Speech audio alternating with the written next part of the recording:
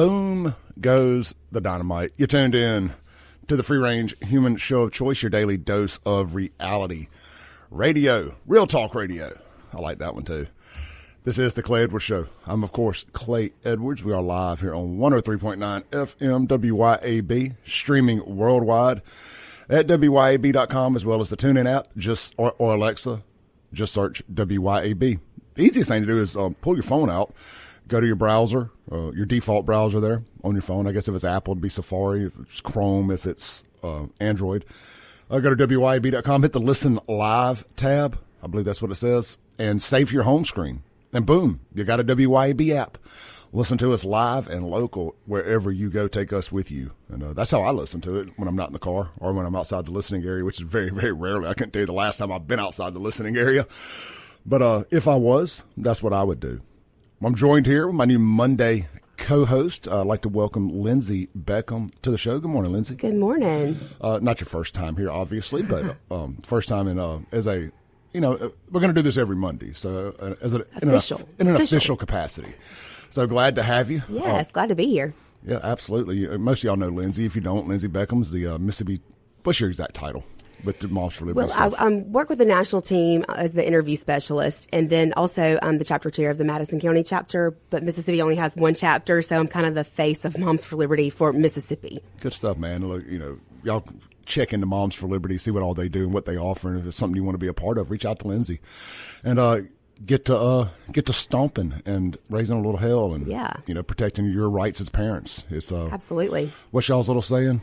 What's y'all's tagline? Where y'all's rights don't end where school begins, or something like that? We do not co-parent with the government, and our rights do not stop at the classroom door. I like it. We do not co-parent with the government. Now, there's a lot of people who like the government co-parenting with them. They're like baby daddy. The government is baby daddy for a lot of these people. Yeah, that's true. And, the government now seems to think that they own our children. They insanity. they technically, they do, unfortunately. But that's the fight, right? That's why we're fighting. That's it. We are taking back our children. I did Lindsey's podcast with her Friday afternoon. You'll need to check that out. Pull your phones out right now. Go to wherever you download podcasts or YouTube or Facebook. Search Raising Liberty with Lindsey Beckham, Beckham. Beckham is how it's spelled. I mess it up all the time.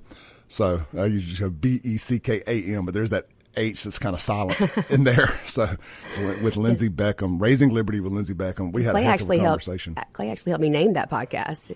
I think you were the one who came up with Raising Liberty, and I thought, oh, that's perfect. Well, we knew it had to have something with liberty in it, right? Right. Because that's your thing. It's kind of become my thing. Yeah, like mine's FAFO.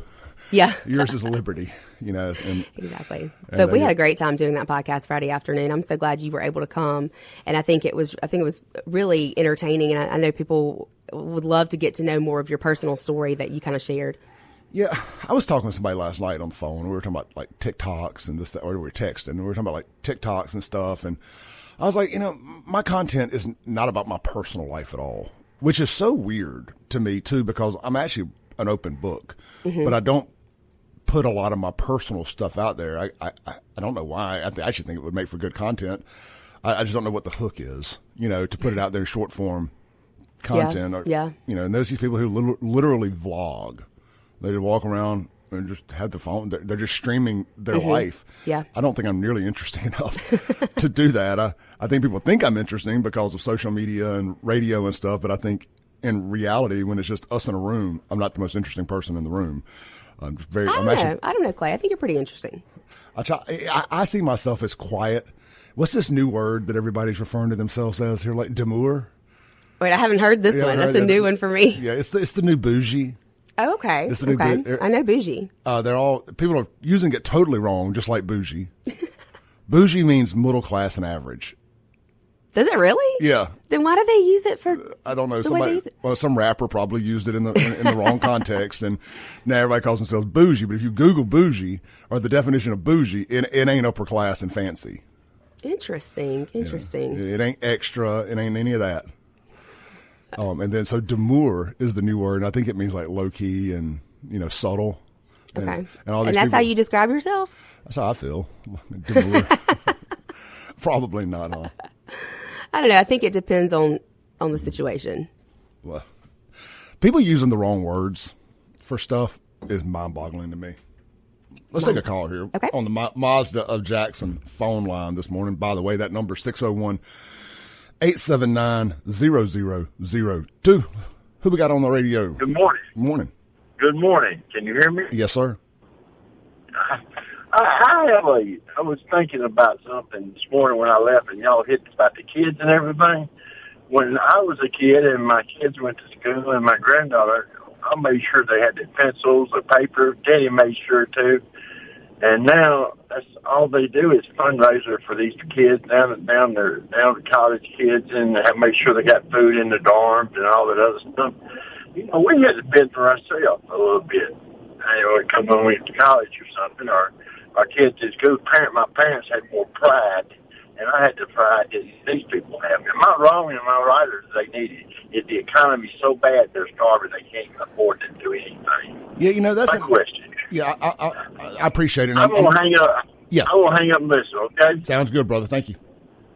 You know, he makes a great point there. And I saw this the other day, follow a bunch of random pages and whatnot. And I saw where they were doing like another back to school backpack giveaway somewhere for like JPS students. Yeah. And I was just thinking to myself, like, these parents in Jackson, I'm going to use Jackson as it's always my example because it's the bluest city we're closest to. Yeah. Where Democrat policies have failed. They have tremendously. They have aggressively failed. Right. And they're having to do backpack giveaways for low-income kids. And, you know, I see drug dealers that they'll go do these backpack giveaways, like trying to buy trust in the community. Right. Like, you're destroying the community because you're a drug dealer. But you try to buy good, whatever the word is I'm looking for here, with the community by doing these backpack giveaways. And that wasn't even a drug dealer one I'm talking about, but I see that too. They'll give away turkeys and crap during the bicycles and stuff at Christmas and all that. And, but this is so bad that these parents who most likely live on government assistance and all this other stuff are going to take advantage of these backpack giveaways. And I'm not trying to hate. If you're having a hard time out there and you can't buy a backpack for your kid, it is what it is. Yeah. But I have an opinion on that, though. You know Starla with AFP, with Americans for Prosperity, and we had a class, and they were teaching about where do you think government should be involved? And you know, I kind of have the mentality that government should be involved because some kids don't eat unless they get that meal at school. But when you look at the way that our founding fathers set up the country and the Constitution, they really meant for community to come in and to help their neighbors out when they needed that help instead of having to depend on the government. Yeah, you're probably right there. It just seems like it's the same people always need help instead of going out and doing stuff for themselves. Yeah, well, that's because they've become reliant on the government to do it for them. Yeah, and I guess that's my gripe. You know, it's also teachers. I see teachers constantly raising money for school supplies. Are schools not supplying teachers their supplies? Not enough of them. Absolutely not. A lot of teachers go out and buy stuff that they need on their own, spend their own money. Yeah, I know. And I'm not knocking the teachers here at all on this. That seems wildly inappropriate for a teacher who we already know I won't say they're underpaid necessarily, but it's not a high-paying job. Well, especially in a state where you get the highest-paid superintendent in the country. That's interesting. I didn't know that. Mm-hmm. Yeah. So the school district should 100% have a supply room with all it needs. That can't be that big of an ask. Right. Absolutely. I agree completely. Really. I mean, all your pencil, paper, erasers, I don't know what they use in schools nowadays outside of that. But, I mean, the teachers should be having to go and buy that stuff. Yeah. I mean, the schools, the districts, the state, whatever, should 100% fund. I'm calling out our legislators that are listening this morning right now. You guys need to work on that, guys. I think the teachers should not be having to pay for a penny for their supplies. And I know they can write it, it's a tax write-off, this, that, and the other, sort of. I ain't worried about a tax write-off. I want to save money today. I don't want to spend money I don't have to. I know a lot of times my kids' teachers will send home a letter saying, hey, we're running low on these things, and parents will kind of help out and chip in, at least in our community in Madison. So I think that's a good thing. But you're right. I mean, they shouldn't even have to do that. No, they shouldn't. Parents are, for the most part, you're paying your property taxes to fund these schools. Right. Absolutely. I mean, so fund them. That's why I'm such a big advocate for school choice. Yeah, I just believe that parents should have the decision on where their children attend school and how their children learn the best. And these savings accounts where the money follows the student, therefore we're funding the student and not the system. Yeah, that stuff's interesting. The student savings account, I like that. The school choice stuff, I have waffled a little bit on. It's not going to affect me. Mm-hmm. Well, not directly. Indirectly, it affects all of us, right?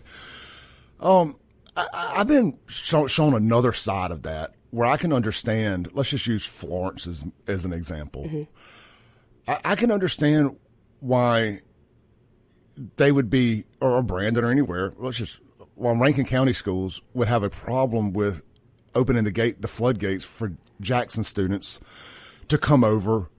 And, they've ruined their schools over here in Jackson. This is a terrible mm-hmm. school district, and I'm not talking. This ain't a knock at the kids in the schools, right?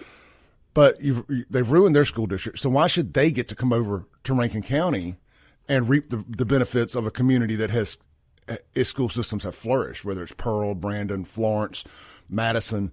Why should they have to absorb that? Well, first of all, there has to be room for the students. Yeah. And they have to accept the students. But, the children shouldn't suffer and not be able to get a good education just because their parents can't afford to live in a certain area. And you have to think about this too, Clay. There's not going to be transportation buses coming to Jackson to take kids to Rankin. So you're going to actually have to have parents who care enough to get up and get their kids to school in a different district. And I think those are probably the parents who want to do better for their kids and really care about their kids' education and know that Jackson Public Schools are terrible, but they don't have the funds or the money to get out of that area where they're zoned. Yeah, I mean, I did that, with my daughter. She had to literally move in with my grandmother in Florence because mm-hmm. I couldn't afford a private school. Right. I guess I'm making my own argument against myself here. We had to do that because Jackson Public Schools, and I couldn't afford private school at the time. Yeah. And because Byram gave away where we lived to Jackson so they could get incorporated. So she wasn't going to be able to go to, because she wasn't old enough yet. So we weren't grandfathered into her being able to go to Hinds County schools, which frankly aren't any better mm-hmm. than JPS for the most part. So I don't know. It's a conflict. But I see the community's side of not wanting a influx of people who aren't from there coming there. Yeah, I mean, because you pay your property taxes, and then you think, how is this fair? But I had a phone call the other day with someone from the GOP, and then a couple of legislators were talking about the legislative agenda for this upcoming session. And I think one thing that really needs to be worked on is school districts and school board members in the state of Mississippi, because Jackson Public Schools, those school board members are appointed. They're not even elected. And look at the shape of Jackson Public Schools. That needs to change. I heard a statistic a couple years ago, and I don't know how to confirm this. Getting statistics is not my strong point. I asked people, like I asked you about the voting rolls the other day. I heard that PTA participation in JPS was 1%. That would not surprise me at all. And that just tells me all I need to know. Mm-hmm. That's all I need to know. Let's take a break. We got Lindsey Beckham here in the studios with us. It's a Monday morning here on WYAB. If you guys want to text into the show, if you're a little gun shy, how about the Guns of Gear text line? 769-241-1944. What do y'all think on school choice, man? Do you think it should be up to the parents to decide where their kids go, or should they have to go where they live? I'm curious what you guys think. The Mazda of Jackson phone line, 601-879-0002. We'll be right back.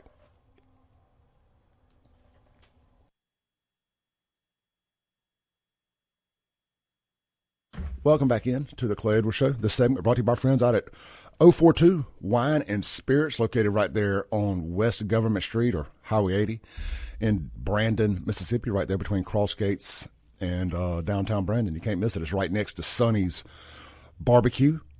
They got you covered on. It's college football kickoff weekend. Heck, it's Labor Day weekend going into this weekend, isn't it? Finally, tax-free.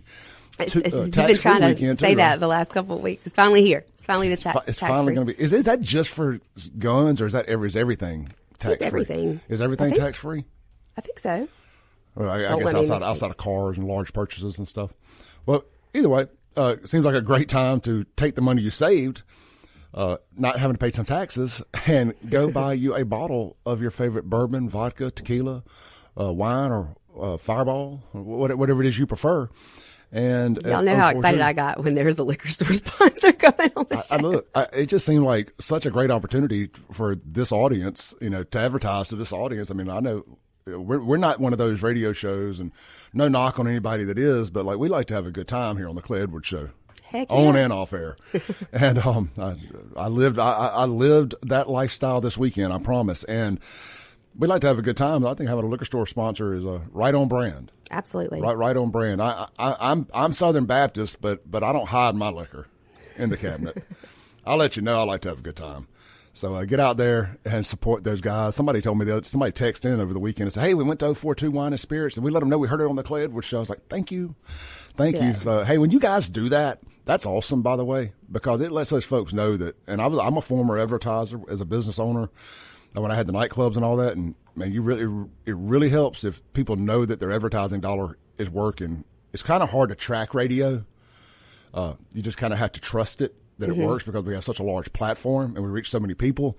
But it definitely helps when you go in there and you let them know, hey, I heard it on the Clay Edwards Show or WYAB, the Kim Wade Show, Jameson Haygood, or anybody else's show here. So keep on keeping on and get out to 042 Wine and Spirits. Like I said, it's college football kickoff weekend. I was taking my garbage out this morning, speaking of college football, and we're going to get back to, I know we got somebody on hold, and we're going to get back to everything that we were just discussing about school choice. But randomly in a bush, like sitting on top of the bush, maybe my yard guy, he cut my grass yesterday. Maybe he picked it up and set it there. I don't know. Maybe the wind blew it there. Whatever it is. It was a maroon and white, like beer huggy. I guess you could put other things in a huggy, but why would you do that? It was like a beer huggy, and it said, "I hate Ole Miss." And, I'm a State fan. I'm a miserable, lifelong State fan. And I was like, this is a sign from God. It's kickoff weekend, and here's this random Mississippi State huggy in my bush. So, of course, I posted it on Facebook. It's like the first sports smack talk thing I've done in years, and the comments are a crap show already. So, but yeah, good stuff there. All right, let's go to the Mazda Jackson phone line. Hey, good morning. You're on there. Good morning. This is Buddy. Hey, Buddy. Let me tell you, for years and years, I have been for school choice, and one thing that's always thrown out is poverty. Well, we were poor when I was a kid. My dad got disabled, and for about 3 years he couldn't work, and there wasn't any programs then. And we made it through. I got a good education because I was taken care of at home. It was made sure I did my homework, my assignments, and everything else. And now, in taking Jackson, you have said enough that I know that 99% of the people in Jackson don't give a damn. They're not at PTO. It'd be great to get that 1% person out of the hellhole, get them so they could get a good education. But the way it is today, somebody's going to holler equity, equality. Junior grade thug has to go because the next door neighbor goes, or it's not fair. Well, all of a sudden, you're going to start bringing in the garbage, putting it in the schools like Florence, Richland, all these Madison County schools, and they're not going to get any better. They're just going to drag the school down. The educational program is going to have to be dumbed down because if junior grade thug doesn't pass, it's not equality. It's not equity. And that's what's going to happen. Government will step in because somebody will squeal. And they'll cry and degrees it. They're going to say, well, for school choice to work, everybody's going to get to choose. But now, Thug's mama can't drive him to school because she don't care because she spent her money on MD or crack or something. So we're going to have to provide them transportation. You name me one good idea that government hadn't screwed up. There's not one. And I made a choice. My kids were in Hines County School. They were at Byram. And it was going to hell. I was a single parent raising my boys. I bit the bullet and put them in a good Pace Academy. I put them in a Christian academy. And I bit the bullet, and I did without stuff. I worked extra jobs to keep them in there. But like I say, you hide and watch. If we pass school choice, it won't be 2 years before they're running buses in Hinds County, trucking them to Rankin County, and Rankin County schools will go to hell. They don't want, look, these people in the government, they don't want anybody with a superior education, and they don't want thinkers. They want everything dumbed down so they can have control. Just put it this way. How would you like to have Benny Thompson in charge of school choice? I mean, that's what you're going to get. They cannot take it. There's no good idea that the government doesn't stick their finger in and mess up. Yeah, buddy, I adore you, and I understand completely where you're coming from. I just think that's where we have to hold our legislators accountable, hold their feet to the fire, and make sure that the bill language and the verbiage in there, that can't happen. We have to make sure that we have the right language in the bill to make sure that's yes, not ma'am. what happens. But with all due respect, you are an extremely intelligent lady. If you're as pretty as you are intelligent, I need to come watch you come in and out of the radio station. Let's get a gallery up there because you're extremely intelligent. Thank you. But you named me one program that the federal government had jumped into and run. And that's what's going to happen here. What I hope to see happen... What I hope to see happen is Trump be elected and then defund the Department of Education. We need to do away with that completely. Therefore, the federal government doesn't have their hand in our education system here in Mississippi any longer. There'll be Supreme Court challenges of that from the dummies in the Department of Education until Jesus gets back. Yeah, I mean, they'll fight it for sure. I think that 1% child should get a good education. But the only thing about it, we have, what is DEI now? Oh, yeah. That's what they're going to, well, look, it's not equitable for my child to have to go to a terrible school, even though he's the one, robbing people in the hall. He's got to get a good education. And have you ever noticed, y'all can't say this, but when you have a federal lawsuit that screws up a good program, it is the worst character person in the world that they dig up to file that lawsuit. Every time. And they go, and look, I work for the federal government. They can wreck a one-car train.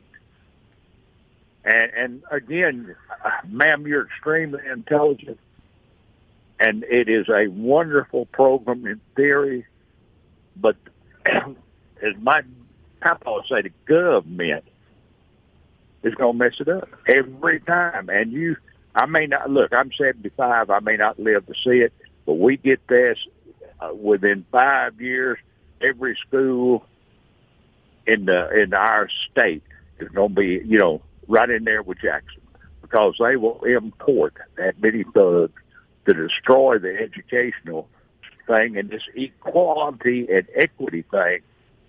You take a student scoring 25 on his work, and you got a kid scoring. They're not going to bring the 25 score up to do 100. They're going to drag. And I'm going to tell you, the bottom feeders are going to drag the top down. I know what you're saying. Personal experience. Reason I put my kids in a private academy. My sons had never had behavior problems at school, and it started. And I set them down. I was a single parent raising them, and I asked them, I said, what's the problem here? They both said the same. On Monday, we go over the work. We got it. Tuesday, we go over it for the slow ones. Wednesday, we go over it for the real slow ones. Thursday, we go over it for the stupid ones. And Friday, we take our test, and we pass, and all them fail. Why do we need to go to school except on Monday? And that's when I took them out, because they were not educating. Those other 3 days, they could have been educating them better and giving them more knowledge, but they were drugged down to the level of ones that didn't care and their parents don't care. Buddy. And that's right there why we get Democrats in office. Buddy, I got to take my break, brother. Great call as always. All righty, I appreciate it. Sorry I ran. No, you're good. That was epic call. Let's take a break real quick. Come back. I want to unpack all that because he made some really good points there. Yeah. for the anti-school choice crowd. We'll be right back.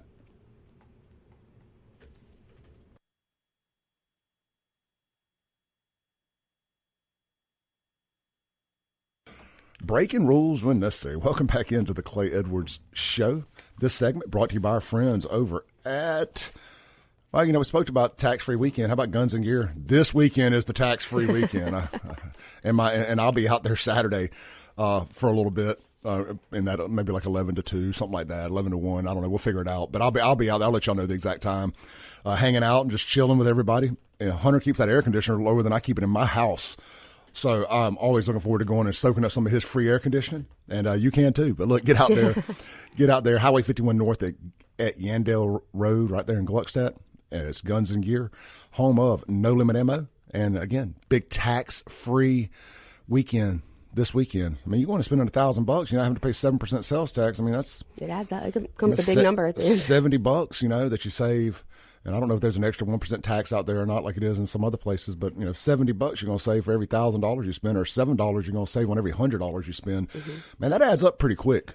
Yeah, and they're just good people. I mean, Hunter Sarton's the first one to jump in and help anytime someone needs it. 100%. I mean, every time, I could tell all kind of stories about Hunter jumping in, being the first to, when there's a natural disaster in the area. He's got that big MRAP style vehicle. They can go in flooded waters and all that. And he's down there in floods, giving out water, doing everything. And I still love the fact that we talked about billboards on your show the other day. Yeah. He had all those Let's Go Brandon billboards set up around town. So I definitely love that. All right, that's Guns and Gear. Shop them online, gunsandgearms.com. They're at war with big tech, and that's right. They keep taking their Facebook page down over there. So you might not be able to find them there, but you can find them online at gunsandgearms.com. Let's take another call here real quick on the Mazda Jackson phone line. Hey, you're on there. Hey, Clay. Good morning. Neil calling you again, man. How's it going? Good, brother. How about yourself? Good. Love the show. Here, I got a message for Buddy. Not sure what his definition of a thug is, so if he could explain that. And then, two, my second question to him would be if those so-called thugs wasn't into these private schools, how many of those championships would have been won in that? I think, the school choice, as he said, is a good idea. But his definition of why he doesn't want it, if he's man enough, just say what the thug is and let it be that. The young lady that he's talking about, she's very intelligent. So that's the right point. But his other point is stupid as hell. Excuse my conversation on that. But that's what's wrong with the world now. We can't even have reasonable conversations of why something won't work without calling somebody out their name. So if he's any man, he needs to say what the thug is. That's what I want to know. You have a good day, man. Appreciate you, brother. Let's say we got so much to unpack, but we've actually got a topic that people are finding interesting enough to call in on. So I want to make sure we get these calls in too. Yeah. Hey, you're on there. Did you actually figure out how to hit the on button? Well, I actually hit the off button is why I hung up on you on accident. Yeah, exactly. We got Kingfisher on the line. I'm going to make a couple of conservative points against school choice. First one is, if you look at, and they're both going to pertain to higher education. If you look at federal financial aid, student loans, all that stuff, it's pretty much pushed up the cost of higher education over the last 20, 30, 40 years. I mean, it's artificially inflated the market because once the money starts rolling in, the tuition goes up, they start throwing in more amenities, here come the administrators, all the various departments, et cetera. That's what's happened. So better be careful about this because it might just start, if you had this, it might start pushing up the cost of private schools. But the worst threat is, back to higher education was back up until the 70s. The higher universities, colleges could pretty much do what they wanted. The federal government started trying to tell them what to do, and they said, "Well, we're giving you money," and they said, "No, we're not. No, you're not. The money's you're giving it to the students, not to the school." And this was private colleges even argued this too, and they went to court, went all the way to Supreme Court. Supreme Court said, nope, if that money is coming to the school, even through the student, guess what? They can put conditions on it. And then South Dakota versus Dole, that was the one that upheld the right to place conditions on funds for if they don't raise their drinking ages. Remember that one? Yes. You know, they reaffirmed it in that one too.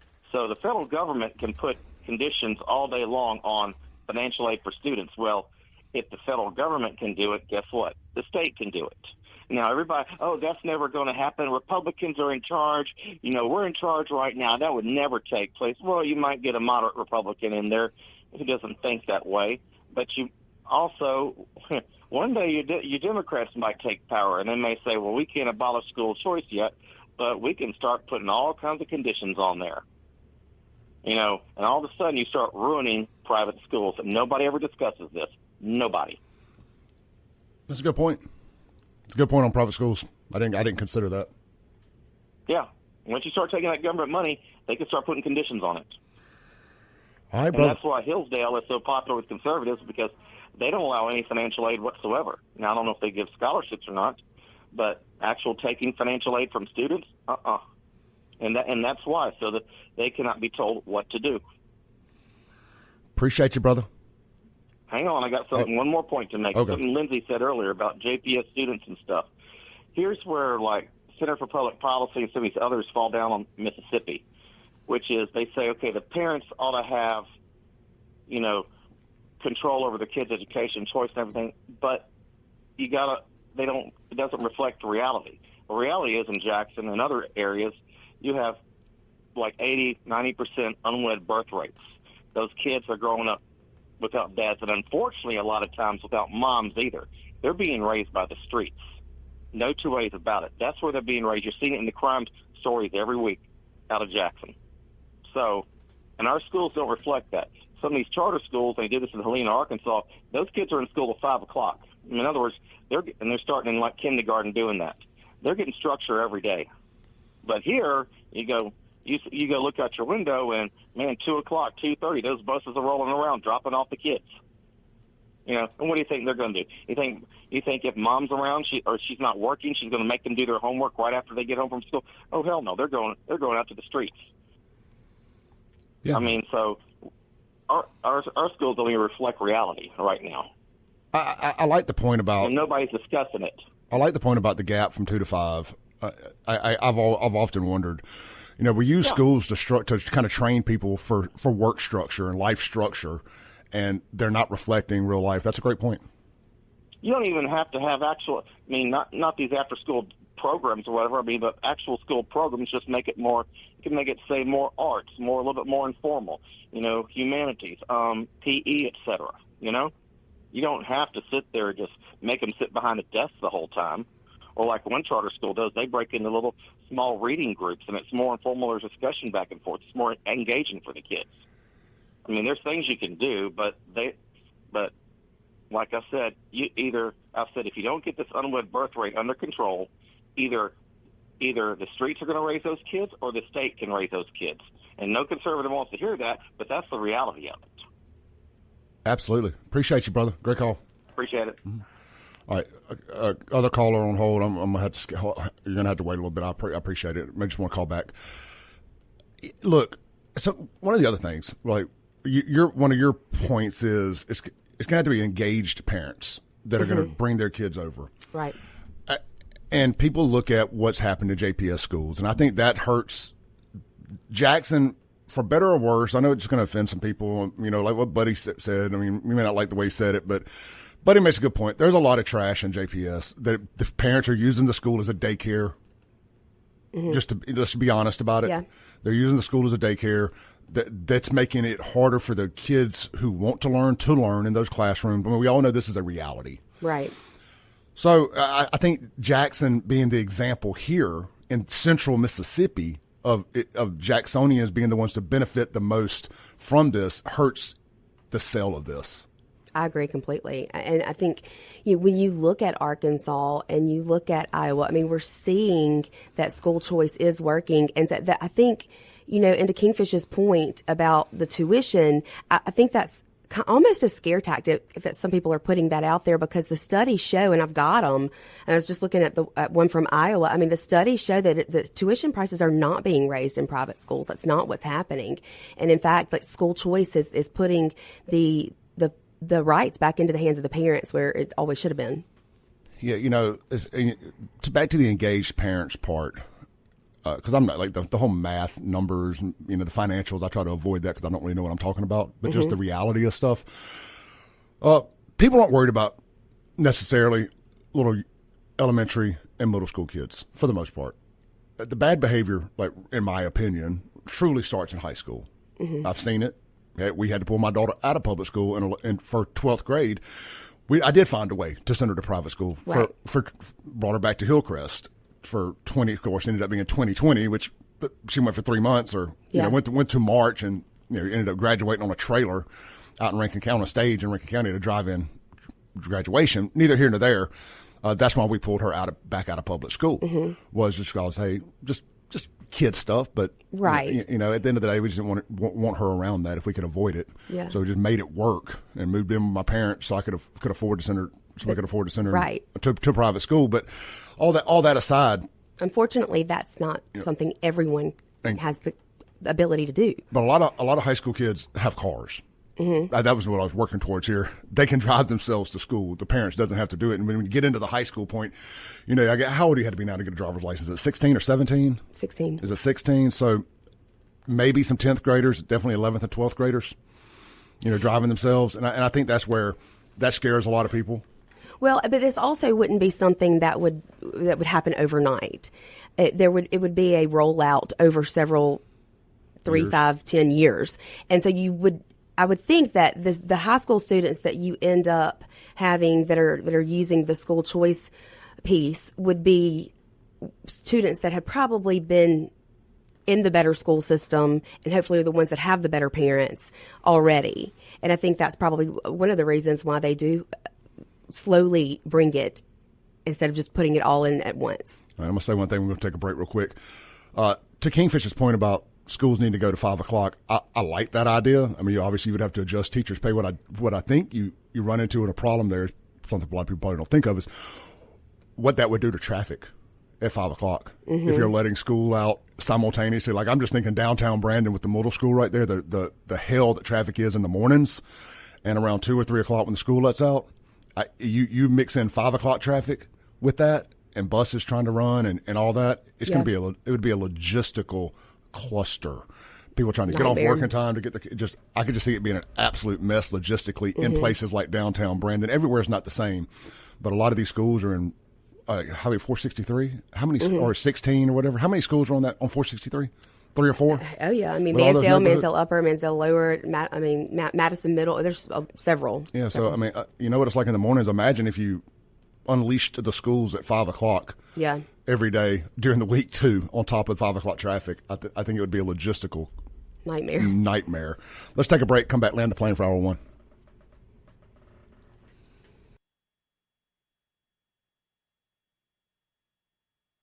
Welcome back in to the Clay Edwards Show. Lindsey Beckham here is my new Monday co-host. Nice having another voice in here and another set of opinions in here on Mondays with me.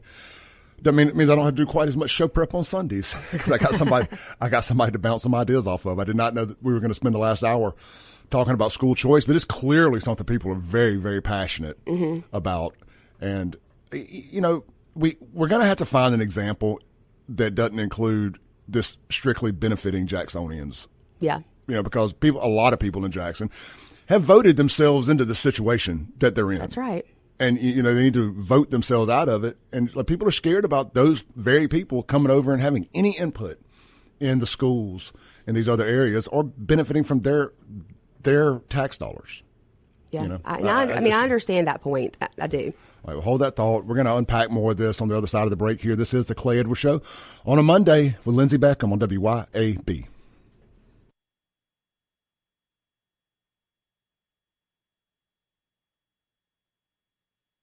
Shakalaka boom. It's hour 2 of the most incendiary show on the radio. This is the Clay Edwards Show here on WYAB. We've got my new Monday co-host with us for our first official show as a partners here on the Clay Edwards Show. This is Miss Lindsey Beckham with Moms for Liberty. And Lindsey's just a true freedom fighter, parental rights, advocate. I could go on and on and on singing Lindsey's praises, but she does a pretty good job of that herself. You guys know who Lindsey is. Make sure you're subscribed to her podcast on all podcasting platforms or YouTube or Facebook. Just search Raising Liberty with Lindsey Beckham. Hit subscribe, follow, like.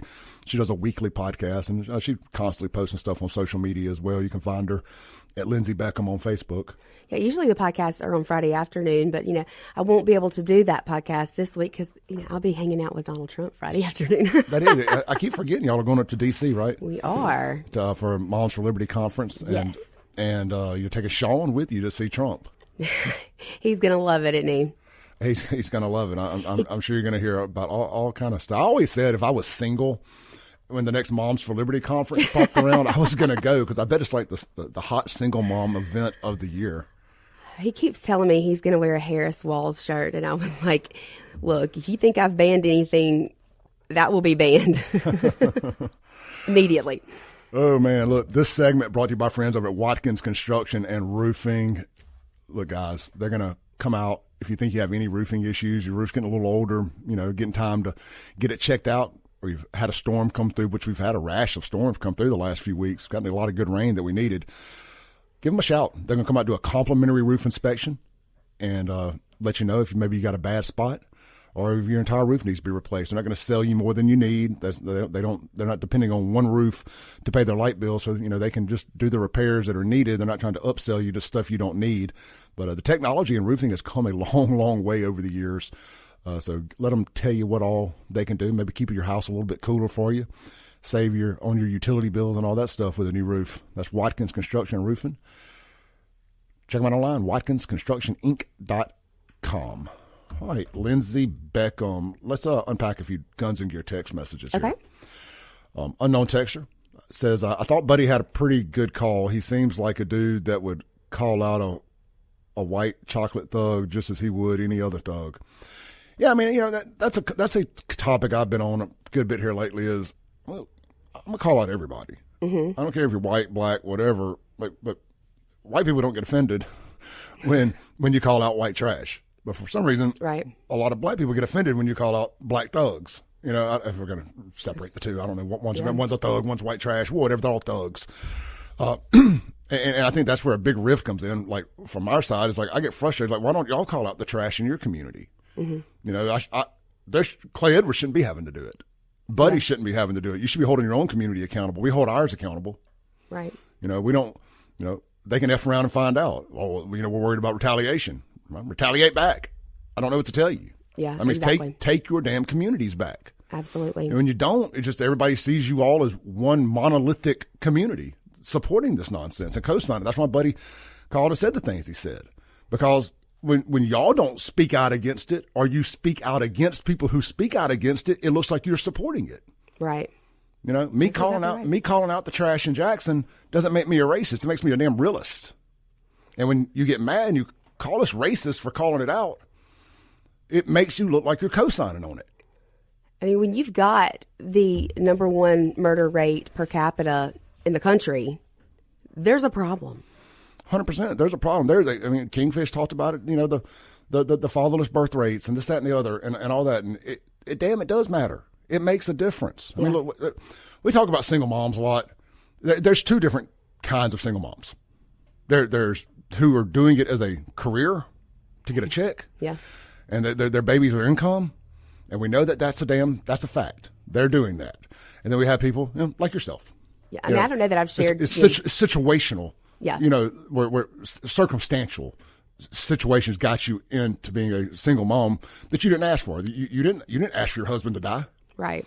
And I don't know if I've shared a whole lot of personal information on the radio show, but my husband did die. And so I've got 5 kids, and I understand Buddy's point that you do what you have to do, pull your kids out, get them in a better school, put them in a Christian school. I mean, I would love to do that, but it is absolutely impossible as a single widowed mom with 5 children.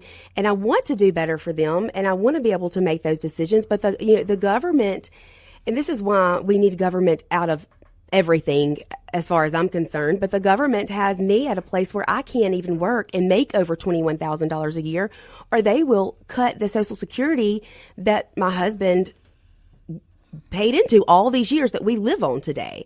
And so the system is so broken, it forces people like me to not be able to do better when I'm fully capable of working and doing better for my family, and yet I can't. I'm held back. Yeah, and the counterpoint to that would be, because I know people are going to say it, would be, well, go find something where you make more money than what that would pay. Well, it's not always easier said than done. Well, yeah, you have 5 kids, 1 special needs, and it's just, how do you do that? Yeah, I mean, then the money you had to spend on child care. Right. Every way you look at it, if I go to work, I lose money. And so, it's absolutely impossible for me to get my kids in a private school, in a Christian school, unfortunately. And that's why, that's one reason why I do believe in school choice, because there are parents like me out there. I was talking to a lady that came to my lunch, my little impromptu lunch the other day at McBee's, little FAFO Friday gathering, and she was talking about her husband had died. I want to make sure I say this right, because Social Security is screwed up. Absolutely. And they reward you or they punish you for being successful. Mm-hmm. And, well, you pay into this, or it was paid into. Mm-hmm.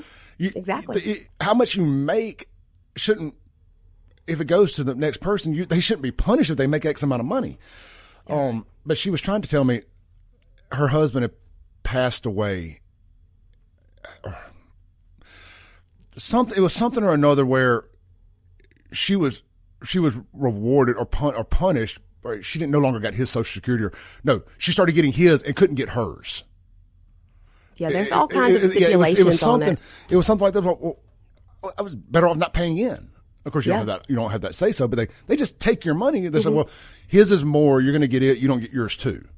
I think I'm wording that right. If she's listening, you feel free to call in and correct me on that. But to your point, they punish you for being successful. We should never, in this country, we should never punish people for being successful or wanting to try harder. Yeah. I mean, like, you should be able to monetize all your side projects, your podcast, everything.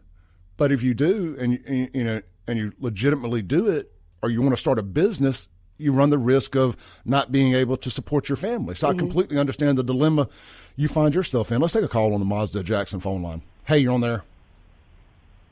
Hey, good morning, Clay and Lindsey. This is Corinthian. Hey, brother. How you doing, man? I was working my way to your text messages. All right. It was a good thing to hear you guys on the radio talking about my favorite subject this morning. But I won't promise you I'll be brief. And like I said, if you know, school choice is something that's very important to me. And by being a product of both Clinton Public Schools and Josh Public Schools, it's very much interesting.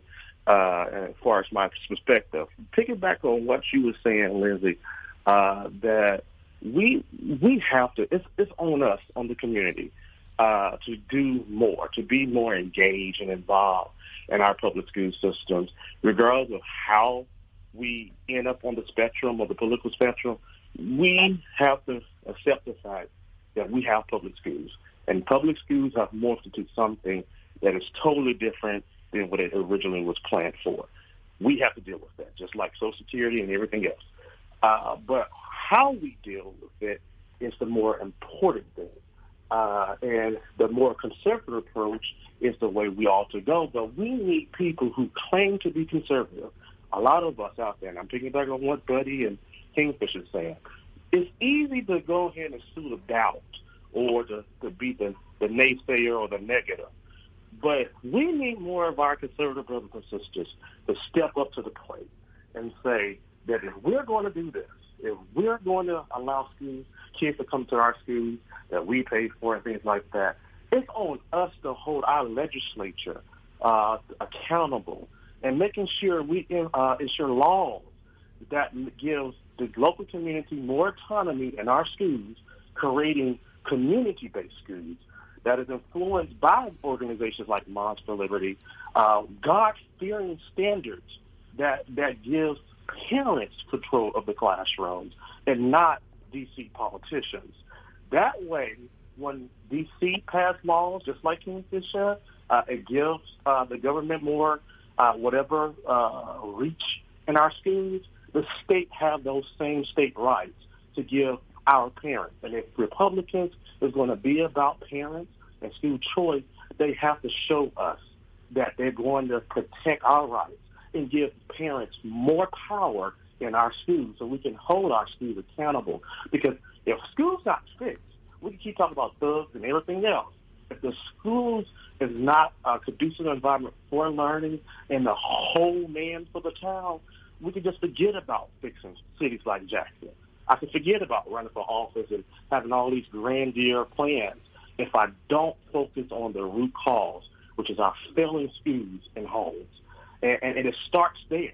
And like I said, we must work together. We have to come together and say, how can we charterize Jackson Public Schools, a failing district that's already proved to us that at every cost it failed us.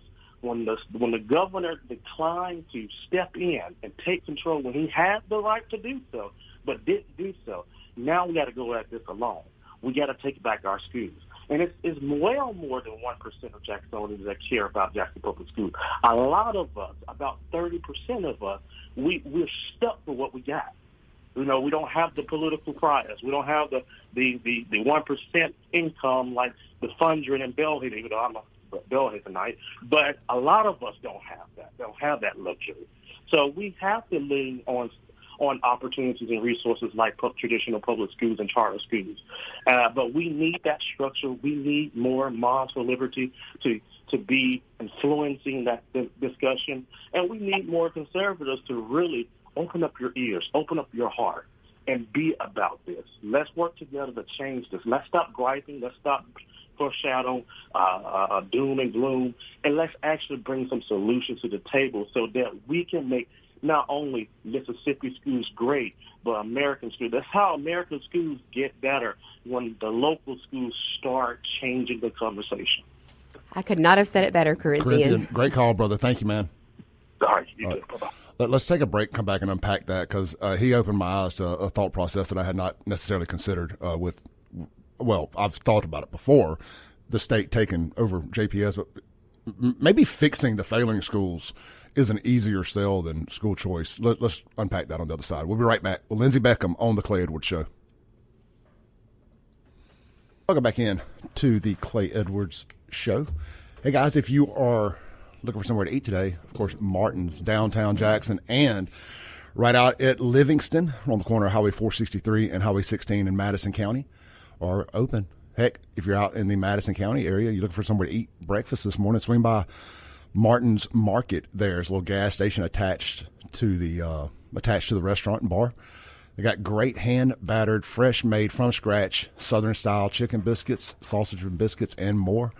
And they got so much stuff in that store. It is like a little miniature grocery store / gas station. Reminds me of Allen's out in Brandon a little bit. I'm sure as they expand and start offering more stuff, you'll be able to just about do all your grocery shopping there while supporting a great locally owned business. So swing by, check out one of the best blue plates in the state of Mississippi at Martin's. I jumped off the diet Friday and had lunch at the Martin's downtown. Of course, you all know I got the country fried steak. It ain't no secret that I have a love affair with their country fried steak. But I only had about a third of it. So I was like, we were at Martin's several times this weekend. Yeah. went by Saturday after doing the podcast with Daryl, and had a couple cold beers with Sean there, and I just enjoyed sitting out and hanging out. And it made a good little crowd. Martin's is doing such good business. Mm-hmm. They are at both locations. I mean, just middle of the day on a Saturday when there's nothing else going on downtown. Martin's, there's probably, I don't know, it was 3:30 I think when I got there. There was every bit of 75 to 100 people between the patio and the bar area. I mean, in Jackson on a Saturday, I mean, what a great place that Joseph has got and his team have going down there. Love that whole crew of folks at both locations. Just good people. I mean, whether they advertise on the show or not, I'm a big fan of what they do, and I have been for years and years and years. They make really good drinks too. Yeah, absolutely. So get by there, check them out for lunch or dinner today. That's Martin's downtown, JXN.com. Let's take a call real quick, and then I want to unpack Corinthians' call. Hey, you're on there? Hey, Clay, it's Chris. Hey, I just want to say a personal thank you to you and Lindsey for the things that you do out there. It's been a long road to get Lindsey to where she is right now, and I know she'll recall our early days for the Madison County School Board. One of the things I wanted to add was you've got a number of elected representatives that won't even take the time to talk to you until you make them uncomfortable. And I remember Lindsey reading from those school books, making those school board members uncomfortable. I remember the rest of us talking about masking and the COVID policy and how Madison County was getting $10 million for their school system from the federal government. And we were pointing out, yeah, but what are the strings attached to it? And once we started making people uncomfortable, that's when they started responding. I've got a number of representatives right now that I've tried to have conversations with that are uncomfortable and won't have those conversations because they're really not interested in talking to me unless I've got a checkbook in my hand to donate to their campaign. But I do admire the success that you've gotten in Jackson and that Lindsey has gotten with these individuals in government. I mean, I've been in those meetings with Lindsey when we've met with some of our state representatives and state senators, and the look on their face when we say, yeah, we understand what's going on. We recognize what you're doing and what you're not doing, and we're going to hold you accountable for it by pointing it out to everybody. Well, I appreciate it, Chris. Appreciate what you're doing as well. All right, brothers, keep it up. I'm on my way to work. Thank you. Have a good one. Bye. Yeah, look, we were talking about on your podcast the other day that we've pivoted how we do business, so to say, you know, and how we try to make a difference. And it's working with the people who are elected versus working against them necessarily, or you know, overly focusing on getting people elected and supporting campaigns and this, that, and the other, conservative versus conservative, and more so trying to work with the people who are elected versus constantly trying to unseat them. It seems to work better to work with them. I give you a little bit of credit, or a lot of credit for that, actually, Clay, because, you know, it was you who called me and said, hey, Michael Guest wants to meet with us. And this is after I campaigned hard against Michael Guest back a few years ago. And, you know, at first I didn't think I should go meet with him. And I caught a lot of flack for that. But I realize now that if you want to get something done, you can't go sit in the corner and pout and cry because your person didn't win an election. You've got to get in there and talk to the people who are elected and make those relationships and educate them on what your issues are and what you can bring to the table to help change things. Yeah. Do you want a seat at the table, or do you want to be an outsider, you know, beating at the door all the time? Yeah. I want a seat at the table. It doesn't. I don't have to waver in my beliefs to take a seat at the table. Yeah. You know, that's right. I'm not saying that we couldn't have some better elected officials and, you know, people can make those decisions at the poll. I mean, I will absolutely support Republicans versus Democrats, you know, but I'm not going to support, and look, in Jackson, it's different. You got to pick an independent or the best Democrat, hopefully. In those type of elections, I lived in Jackson for 43 years. I had to vote Democrat in the local elections, you know, because I had to pick my poison, so to say. And there are some good people that just have to run as a Democrat in Jackson. I mean, it is what it is, or Hinds County, so to say. I mean, we were looking at the numbers this weekend. You and I were looking at the numbers of the registered voters, and it's impossible in Hinds County because you're outnumbered so greatly by the Democrats. 100%. And so my point being, you got to work with folks, and we learned to do that, and we're making a difference. Things, you know, especially Lindsey doing the stuff that she does down at the Capitol with the Mississippi Republican Women and the Moms for Liberty, and actually working on legislation and working with these people every day and getting stuff done and building relationships. And look, every now and then you got to go scorched earth and hold people accountable for bad decisions, like we did Joey Hood on the SAFER Act. And that's just life. I mean, I don't want to have to go the nuclear option every time we want to get something done, but some things are really important. And that was one of them.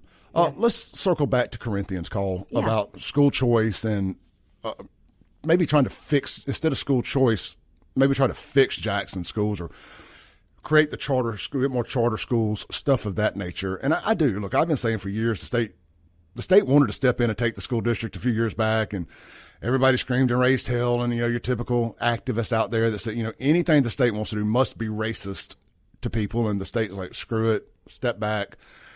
They absolutely should step in and take over the school district. It's failed in every measurable way. The school district and the city, for that matter. Yeah. I mean, I think that's our only option at this point. You know, I asked you on the podcast Friday afternoon, can we save Jackson? Is it savable? And you said no, or that you don't think that you can see that. But I mean, we'll never see anything close to Jackson being saved if we don't have someone step in and take over. It's got to happen. Pockets of Jackson can be salvaged or maintained. Mm-hmm. The city as a whole can't be saved. Not as it is currently constituted. It's just too far gone, and it's a generational cultural issue going on in a lot of those areas. Unfortunately, Corinthian brought up like the 1% income in Fondren and Belhaven, and the irony there is those people aren't using the public schools. They're paying into their taxes are funding them, but they're not benefiting from them at all. They're sending their kids to private schools, so that it actually opens up. They're not clogging it up. They're paying for it and not using it. So it's almost like a gift to JPS, so to say. And maybe I'm looking at that wrong. I don't know, but in my mind, that makes sense. Yeah, I see what you're saying. You know, so those people are like, well, they don't want to send their kids there. I mean, it says Can you blame them? No, not at all. Not at all. Look, growing up, we moved one neighborhood over, and I got stuck going to Byram instead of Forest Hill. And I hated that, by the way. Mm-hmm. And because all my friends went to Forest Hill and Wingfield. But the neighborhood was the way the county line was, Forest Hill Road there. I ended up going to Byram. But I even back then, I would have graduated in 96. If you told me you went to any, if you told me you went to any school outside of Forest Hill or Wingfield, I'd look at you like you had three heads. Yeah. You know, man, you live in a bad area. Yeah. If you go to any school other than those two, you live in a pretty rough area. And that was 25 years ago. Yeah. You know, or 30 years ago. And so, you know, depending on how far back you want to go. And it hadn't gotten any better. And they've closed Wingfield. I mean, I supported closing the schools. It was a good idea. But it says a lot about what's happened to the city that they had to close so many schools, and just an iconic school like Wingfield to be closed. Yeah. It shows your population shrinkage and the attendance and just all of that. And I mean, you got a problem. A big problem. A real big problem. It's just so sad with it being our capital city and the Capitol building being there. I hate it. I can't remember ever thinking that this would be Jackson.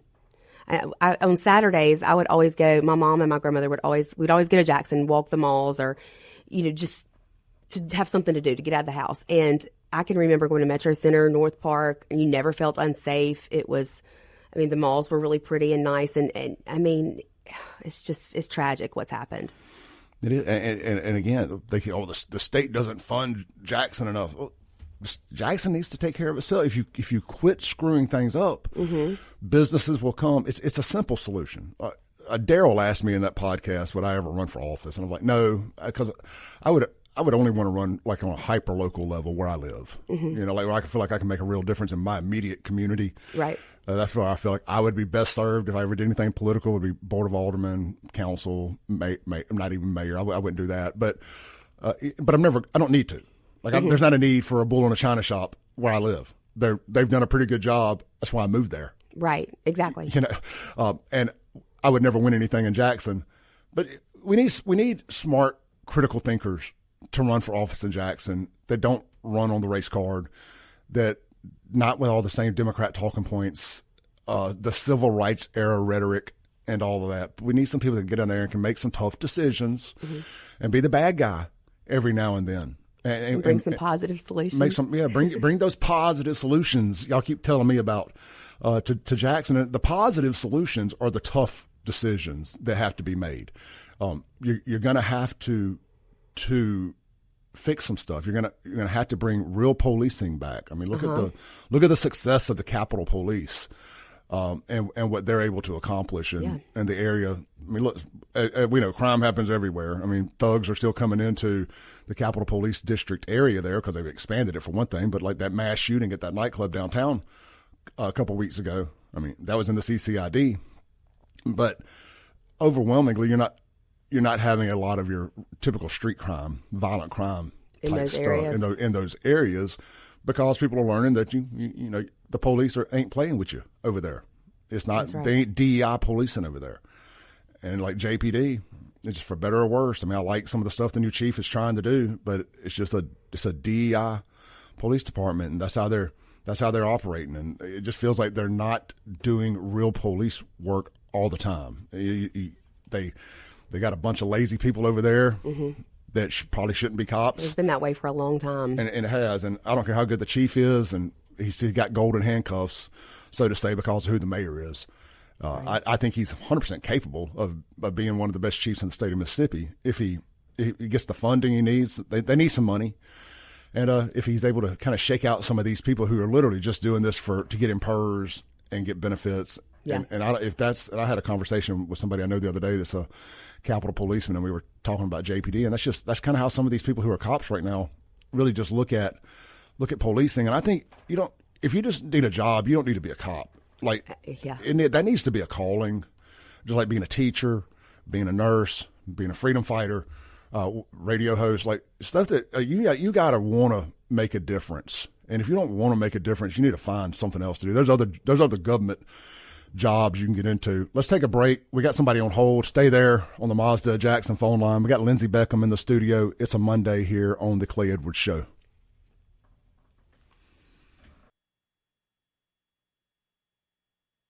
Welcome back in to the Clay Edwards Show here with Lindsey Beckham on a Monday morning on WYAB. This segment brought to you by our friends over at Pure Air Consultants and their new maintenance program they're offering to try to keep your system up to par so it doesn't break down on you here in these hot Mississippi summers. Man, the horror stories I hear from people about their air conditioners going out in the middle of summer. Man, these new houses ain't built for it, son. For over 40 years, Pure Air Consultants has been delivering exceptional cooling systems to Central Mississippi. They want to remind you that consistent and expert maintenance on your system improves your indoor air quality significantly. It will also help your system operations improve their efficiency by 20 to 40%, have an increased useful life, and have fewer failures. Be sure to check out the residential HVAC maintenance plan that Pure Air Consultants proudly offers. If you have any questions or you'd like to sign up, then contact them today at mypureairconsultants.com. That's mypureairconsultants.com. Lindsey Beckham. Yeah. Man, we have jumped down the rabbit hole this morning on school choice and whatnot. Let's pivot a little bit. We were talking about like personal lives a little bit, and yeah, I saw a Facebook post yesterday that if at first glance I kind of chuckled a little bit because it was kind of funny, but then I dug deeper and just kind of thought about it a little bit longer. And I'm not going to say this person's name, but I want to read the post here. This is just kind of where America has gotten to, that a girl that seems to be struggling, when you kind of peel it back a little bit, puts this kind of post on Facebook. And like I said, it's going to seem kind of funny because of some of the language she used, but I think it's really sad that this is where we're at. It says, can't seem to get my life and career together, so I'm going to go with the last resort here. I need a sugar daddy. There, I said it, judge away. I know many of you will, and that's fine, but I can't get hired on anywhere making what I need to survive. I'm not looking for a man to toy with. The respect will be reciprocated. I'm very loving, passionate, outgoing, love my kids more than anything, and to travel and to enjoy life as often as I can. I'm very damaged and suck at relationships. Figured why not just find someone that's looking for the same things I'm looking for. I just want a home for myself and my kids, or us. I want to finish college and get my business back up and running so I can help support us. I have so many goals and would make the best housewife/business partner, etc., whatever, if taken care of, and vice versa. I'm struggling really bad. I've been working on my disability case for years. I can work my butt off, but I can't get a good enough job because of my past. Now, I don't know what her past consists of. She's a very attractive girl. I went and looked at her profile. She shouldn't have a problem finding a man. But that says a lot about where we're at in society, that somebody feels so desperate to live up to whatever societal norms are, or keep up with the Joneses, or living your best Instagram life. Because people usually only put the good stuff about their lives on social media. She actually put the bare bones truth on there, and I know she said sugar daddy. It's kind of funny, but it's really sad. And you sent me this, and you didn't tell me how you felt about it, or you just were getting my opinion. And I think a lot of people would be kind of shocked at kind of how I feel about this. I think it says a whole lot about the state of our country and what the Biden administration has done when women feel that they have to resort to that sort of option to take care of their kids. But from a mom standpoint, I can almost understand, because you do whatever you have to do. And when you become that desperate, you look for any way that you can provide. Yeah, it's sad. And there's going to be a flock of guys that run to her DMs and toy with her. And it's got to be an extremely unhealthy way to feel like you have to do something. My recommendation would be that if you're looking for somebody, or if if you're struggling in life like that, I would start at church. I would start at church and try to get God in your life and start taking some of the ease, some of the stress off your shoulders, and maybe bring a little ease back into your life. And it's a long road to self-improvement. Yeah. Everybody wants an insta reaction or insta gratification. That's what we talked about on the podcast too Friday with you, Clay. I mean, the improvement, the self-improvement that you've made, and the changes that you've made in your personal life. Yeah, it's a long road, man. I like, as far as like physical journey, health journey. It's been 3 years ish that I've been working on that. As far as personal growth, aside from the physical stuff, it's been a 13-year journey to get to kind of where I'm at, and being comfortable in my own skin, and just being able to be me and not be a piece of crap, and to be a good person, and to do what I say I'm going to do, and try to. I still screw up, but I learned that those screw ups don't have to define who I am. Just lesson learned. Yeah. And you got to get up, and we've been talking a lot about you just got to win the day. Do better today than you did yesterday. Yeah. Do better 4 out of 7 days, and you won the week.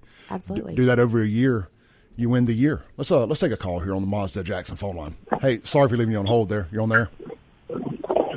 Yeah. Hey, Clay. How you doing this morning? Good, brother. Yeah, I was just wanting to call in and say I might be a little late on it, but I know a few minutes ago you guys were talking about the Democrats in Jackson, outnumbering Hinds County, like we want to vote Republican and that type of stuff. But I was kind of wanting to stress the importance of voting Republican in the state of Mississippi, and I want to give a good reason as to why that is important. Yeah, go ahead.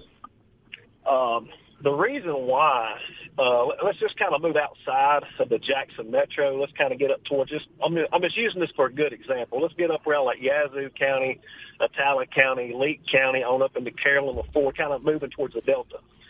The reason why that is, I stress the importance of voting Republican in Mississippi, is because in the state of Mississippi, we know that all your state offices, just for example, like the governor, the attorney general, the secretary of state, state auditor, all those guys are Republicans.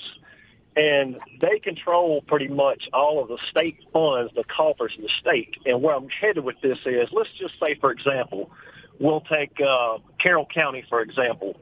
That there might be a handful of Republicans in Carroll County as far as like local elected officials, your county board of supervisors. I think there might be one in Carroll County that's now a Republican. And I think there's a Republican mayor in North Carrollton up there. But the rest of everybody else up there is pretty much Democrat. And the importance of this is because, let's just say, for example, somebody from Carroll County calls in and needs a little help from the state of Mississippi, but they're Democrat. Well, everybody in Jackson's Republican. They got their hands on all the money down here in Jackson. Who do you think phone call or request is going to get answered first? Is it going to be that one lone Republican, or is it going to be the handful of Democrats? And what I mean by that is like infrastructure, streets, sidewalks, or any kind of assistance that one county. It could be Leake County, it could be Yazoo County, or whatever. And if you got a bunch of Democrats needing favors or need a little help with sidewalks, roads, streets, whatever, their phone call's not going to get answered. That Republican, their phone call's going to get answered. You see what I'm saying with this? Yeah, 100%. Well, you're going to support your own before you reach across the aisle. Exactly. And another thing too is I want to let people know this as well, for the general public or somebody that could potentially be wanting to run in the next election cycle for like it could be a local circuit clerk that's wanting to run as a first-time candidate, or it could be a tax assessor or another county board of supervisors, candidate. A lot of people say in Mississippi, well, I can't run, in the state of Mississippi, whatever county it is out of 82 counties. Well, I can't win running as a Republican in Mississippi in one of these small counties. Well, I challenge those people or that person to go look at the Secretary of State's website. That's Michael Watson. And you can pull all 82 counties right there on the website, and you can break it down by a voting precinct. And you can say, for example, you can look and see when the last governor's election was, or the like state representatives or anybody. You can go down and look and see what percentage Republican those precincts voted, and you can look what percentage of Democrats voted. So if you run the numbers and look at everything, you can look at it right there and see if you have a good chance of making it as a Republican. So I would challenge to go look at those results first before you just say, well, I just can't win as a Republican in this area. Yeah. Hey, great stuff this morning, brother. Appreciate you. Yes, sir. Yep. Let's take a break, come back, land the plane for the day. This is with Lindsey Beckham here on The Clay Edwards Show.